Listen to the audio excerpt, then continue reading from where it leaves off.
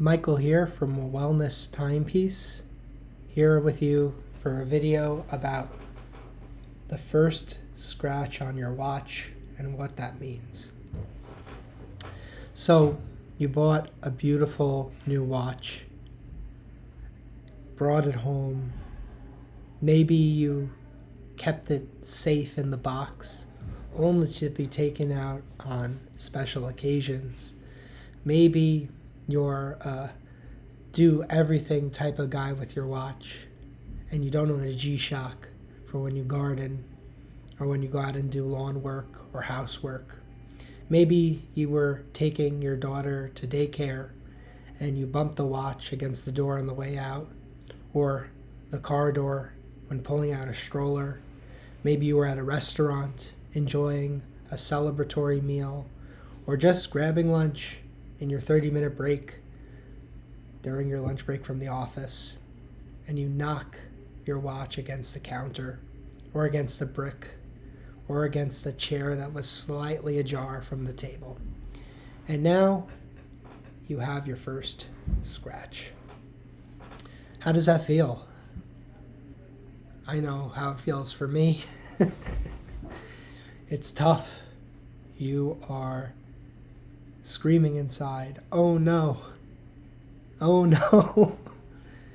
And all of a sudden the watch loses that new watch smell, and you start to try to clean it off with your shirt.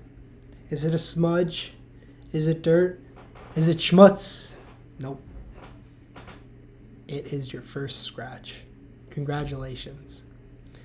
Today I want to take you through the emotional significance of that first scratch and maybe try to find some meaning in it that will help you reframe the way you see that new blemish on what was a straight from the factory, straight from the store, perfect finish.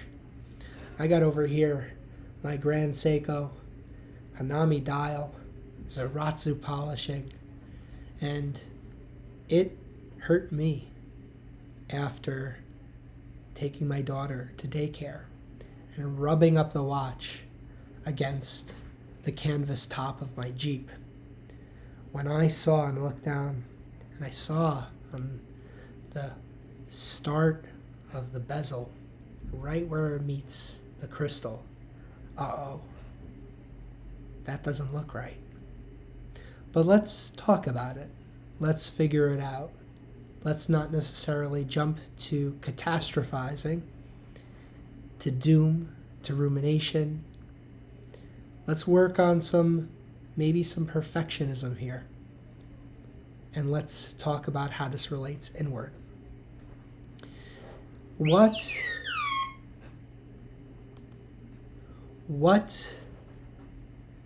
thing in life stays good forever?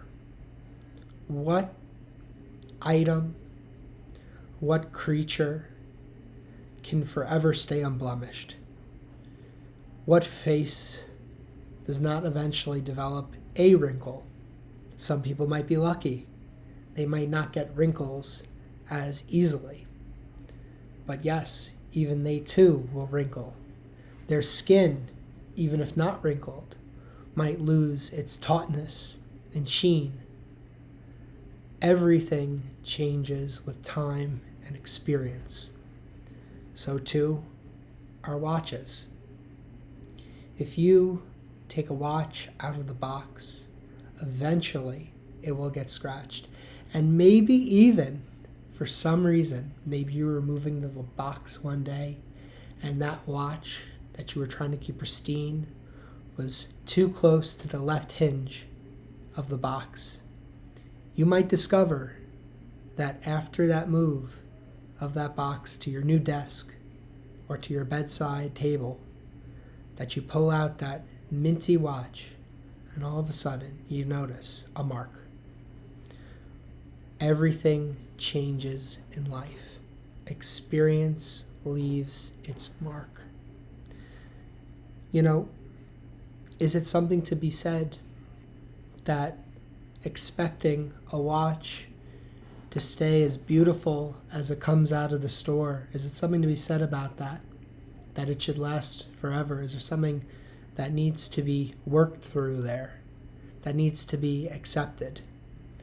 If a watch can get scratched, or if the new car could get a scratch on the paint job, or if your face changes as you go from your teen years to your 20s to the 30s, the 40s and beyond, can't it happen to a watch? Can't it happen to a guitar? Nothing lasts forever, and that's okay. There are a lot of people in the watch community, if you go on Reddit, people who reply to posts that, the posts are about, I got my first scratch on my Rolex. I got my first scratch on my Omega. I got my first scratch on my Artelier Wen. And the person is posting those sad emojis, the poster, but yet people comment. Congratulations, it's now yours. Congratulations, it tells a legacy. I was in the Reddit forum. Maybe it was the watch Reddit, maybe it was the Rolex Reddit. And there was this blue-collar guy posting his Rolex Submariner, and it had a big, juicy chip off the crystal. A big, juicy chip. Now, I commented, as long as it's not, breaking its water resistance, maybe he doesn't even need that. He just wears it with his suit at communions and bar mitzvahs or weddings. But if the guy liked to dunk his hand underwater on a plumbing job, maybe he should get that checked out. But he was like, no, it's okay, man. It's okay. This brings up a good point. What is normal wear and tear? What's a normal scratch that does not ruin the structural integrity of your horological machine? And what is true damage? What needs to be picked over in fine detail, and what doesn't? Perhaps our watches, anything that gets a scratch on it, could help us learn about self-care. A scratch is okay. We all go through scratches in life, especially if we're trying hard. I didn't get the scratch on my Grand Seiko from having a coffee at Starbucks or surrounding the watch by bubble wrap and Japanese silk. No, I took it out for my day, and I took my daughter out of the car, and I rubbed up against the canvas of my Jeep, and I scratched the watch. That's not such a big deal. But let's say I were to be gardening with this watch, and I slam it against a tool I have out, or the concrete step if I'm working, maybe replanting some grass by the steps, and the crystal breaks. Now that is cause for concern. That's a cause to go back to Grand Seiko and say, hey, my crystal cracked. I need to send this in for a service. And hey, if you maybe want to get a fresh Zaratsu polish too, that's cool, but that's not the reason why you're going. You're going because there was a major issue that happened. So maybe this is a story of grit. There's a lot of things in life. We get scratched. We get pulled down. We get a sore muscle, a mental muscle or a physical muscle, where we pushed ourselves hard. Nothing pulled. You're just achy the next day. Whew, that was a tough day. I better go to sleep. But if you have a true break, you're sick. Mentally, You're not worn out from the last day. You're exhausted. There's been too many days. Your crystal is cracked. Your movement is waterlogged. You need to go in for a service, to the doctor, to taking a personal day, to doing a hobby you haven't done in a while because you've neglected yourself. Now that's when you have to go to the watchmaker shop in here and get a fresh oiling, get a fresh tune-up, get regulated, get back into spec.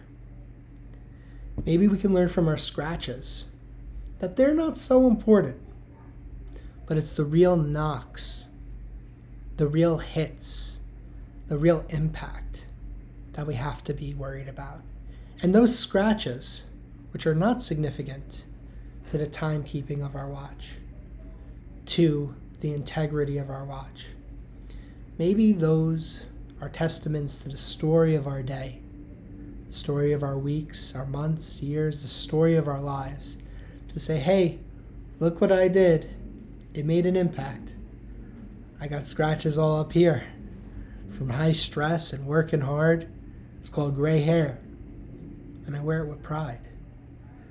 Maybe these scratches can teach us that the stories in our lives, the stressors that we deal with daily and overcome on a daily basis, sometimes we get lucky and we don't feel it. Sometimes we get a little knock here and there, nothing too bad, but they're part of our stories, and we should be open and able to share about the stresses in our lives. Just like a watch cannot hide a scratch, maybe if it's cutely in a nice part where the light doesn't hit it. But maybe we should share. Maybe we should post on Reddit and say, hey, look at this scratch I earned today.